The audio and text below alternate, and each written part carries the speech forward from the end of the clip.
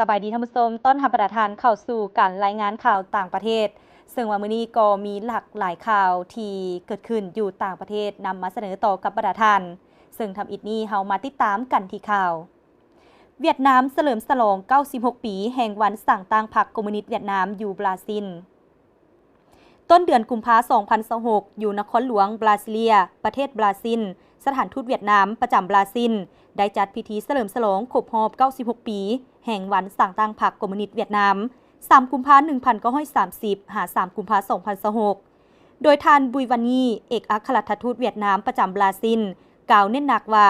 กองประชุมใหญ่ผู้แทนทั่วประเทศครั้งที่ 14 ของพรรคคอมมิวนิสต์เวียดนามที่หาก็จัดขึ้นอย่างสำเร็จผลนั้นได้เป็นขีดหมายการเมืองที่มีความหมายตัดสินเปิดสังกัดบุกบืนของชาวเวียดนามกองประชุมใหญ่ได้กำหนดเป้าหมายฮอดปี 2030 เวียดนามให้กลายเป็นประเทศกำลังพัฒนา มีอุตสาหกรรมทันสมัยรายรับปานกลางสูง และวิสัยทัศน์ฮอดปี 2045 กลายเป็นประเทศพัฒนามีรายรับสูง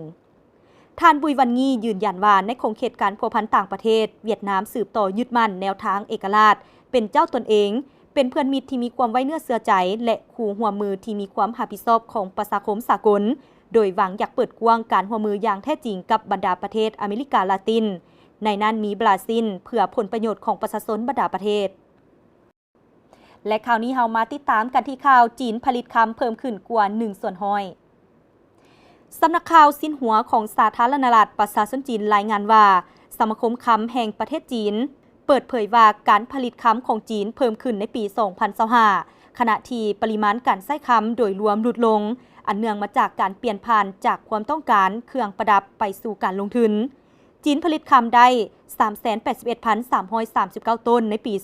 2025 เพิ่มขึ้น 1.9 ส่วนห้อยเมื่อเทียบหลายปีขณะที่ผลการผลิตจากวัตถุดิบนำเข้าปรับตัวเพิ่มขึ้น 8.81 ส่วนห้อยอยู่ที่ 170,681 ต้น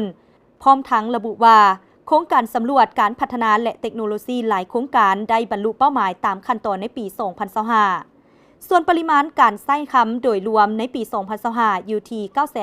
950,069 ต้นลดลง 3.57 ส่วนห้อยจากปีก่อนหน้าเนื่องจากความต้องการเครื่องประดับปรับตัวลดลงอย่างหลวงหลายกงกันข้ามกับการลงทุนซื้อคำแทงและเหรียญคำเพิ่มสูงขึ้น